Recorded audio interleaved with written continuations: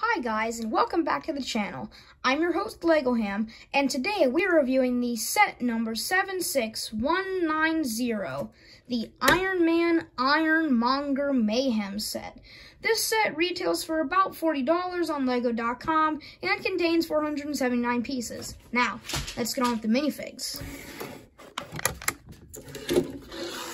So, our first minifig is going to be Iron Man.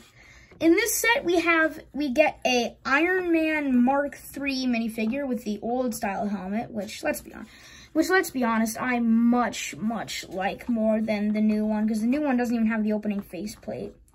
It's got the armor printing on the torso, as well as leg printing and toe printing. No arm printing, as well as some pretty detailed back printing. And then get a closer look at the helmet. And that's the interior, and the faceplate does come up. It's just gold with white eyes. We've had ones with gold and blue before. So yeah, that's the older style of Iron Man helmet. And then Iron Man, aka Tony Stark himself, also comes with two faces. He has this face that's, I believe, is meant to be under the Iron Man helmet, and it's kind of like the hood that he has in the movies when they shows like the shots of him in the suit. And then on the other side, he just has like a normal face. This set also comes with a spare hairpiece for Tony. I think we've gotten this hairpiece before, but yeah, you have the option of putting his helmet on and having a hairpiece for him. Anyways, put his helmet back on. Yeah, there you go. The set also comes with some Power Blast features for Iron Man. This is meant to be stuck on his legs and is used to make it so he's using the repulsors to fly. He also has this blast element that he can hold with the little clear connector, has that. This. As well as this, which you just need to take one end off and put a connector on. This is just like spare little blast pieces. All right, and that's Iron Man. Next figure we have is Pepper Potts. She's like, Tony appoints her CEO of Stark Industries in the movie. She just has a black tuxedo torso and no leg printing, no arm printing. Very simple back printing, just a couple lines. And she has two faces. She has a pretty angry face on one side, and then she has a happy face, or I guess questioning face, on the other side. And she also has this, I'm not sure what to call this, reddish hair. The hair she has in the movie, it's just in a ponytail. I don't know what color to really call that. She's got like an orange ponytail. Anyway, yeah, that's Pepper Potts. And the third and final minifigure of this set is Obadiah Stane. Now, he's the villain of Iron Man 1. And so he just has a like blue tuxedo torso with a golden chain around the belly. And then he does not have any leg printing.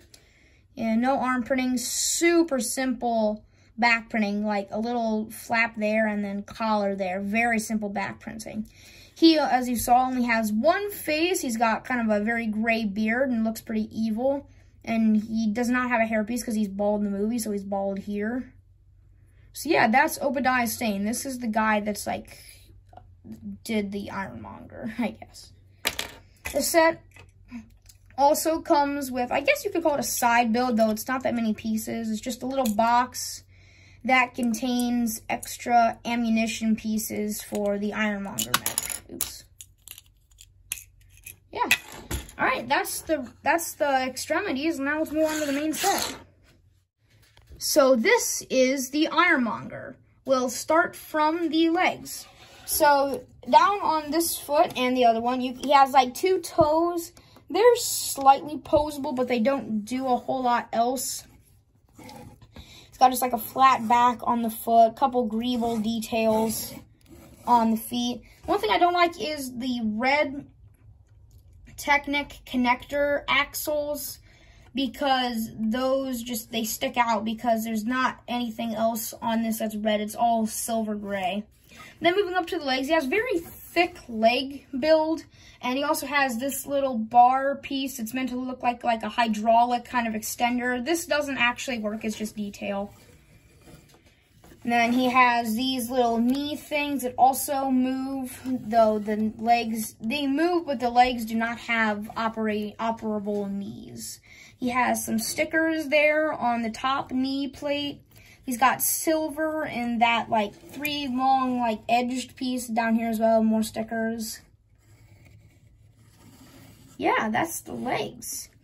And then moving up here, I'll stand him up more. That way it's a lot easier to see what's going on. He's got a pretty simple little torso there. He can actually rotate on it. He does have a joint there, which I'll show.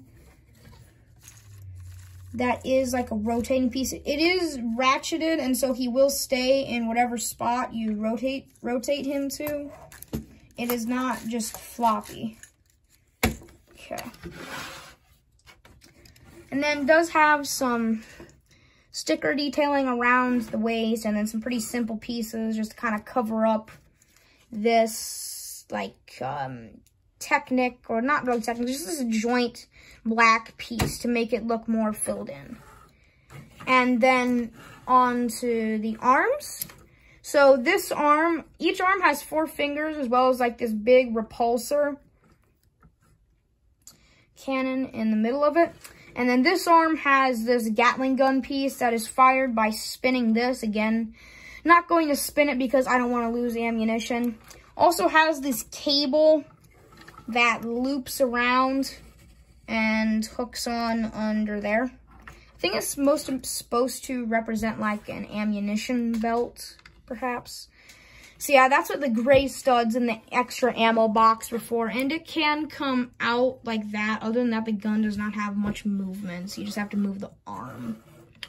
And then up the arm got some ingot detail, and then both arms have this on the back that's another like hydraulic thing, except this is actually functional. I don't mean it's like an actual hydraulic like tube, but it functions, like it'll pull out.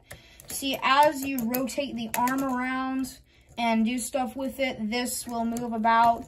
It's actually pretty well designed, I think, because it doesn't really hinder movement that much. Like you can take the arm like all around town and it won't get stuck. The ones, oops, I broke it.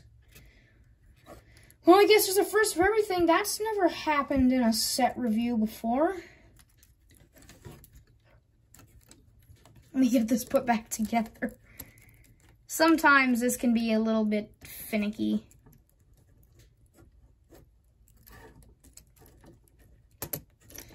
All right, continuing with the review. So the one place that it does kind of get stuck on is when you're rotating the arm like that and this black part gets stuck on the shoulder pad. Other than that, I think these arm hydraulics are pretty good there because they're accurate to the movie. And then he does have these stickers on this arm pauldron, I want to call it. Yeah, it's pretty neat. And then on his other arm, it's basically the same thing as the previous with like the hand and stuff, except the hand is like rotated a different direction. This one has just like one of those like tile shooters, those like 3 tile shooters that fires those orange like flat tile pieces. Again, there were extras in the ammo box. This is, you just push this in and it will fire them kind of shotgun style, all 3 at once. If you push it like not as hard, you could shoot off 1 at a time. Also has that same shoulder pauldron. Moving on to the chest area, we have like these silver, I want to call them like car hood pieces like that. And then we have the big arc reactor in the center, and this is a special piece. It's like a 3x3 disc, and it glows in the dark. So, like, you have this, like, sitting near a window at night, this will glow. It's really cool. It doesn't glow super bright, but it's pretty cool since the arc reactor actually glows then. And then taking a look up at the head. The head does not rotate. You just have to rotate the whole thing. However, it does open up for a cockpit space. And you can fit Mr. Obadiah Stane down in there. You can fit any figure you want, but Obadiah Stane is like the one intended to be piloting it because he's the villain. And then so it's got some detail on the back side of this faceplate, and then it opens up like that. It's kind of got like this neck piece that kind of goes down in the back. Yeah. It's got some brown tile pieces and brown curved pieces in there, and it's got these round pieces, so it's got plenty of room. It's just the head does not rotate by itself. So now I'm going to show putting Obadiah Stane down in here. You do have to put his arms up to be able to stand in there or sit. You can have him both sit and stand, but I find the head doesn't close all the way if he's standing. So if you just sit him like that, and then he can be inside of the Iron Monger like that. You can open that up. And then one detail I forgot to show earlier is that there are repulsor pieces on the feet of the Iron Monger. So yeah, that is the Lego Iron Monger Mayhem set. So, this is your host, Hambone, signing off. Oh wait, it's not time to sign off yet. I still gotta give my rating. Anyways, LegoHam official rating gives this set an 8 out of 10. It's a pretty good set, though I feel like the Iron Monger is a little bit oversized compared to what he was in the movie. But yeah, other than that, it's a pretty good set. Anyways, this is your host, LegoHam, actually signing off.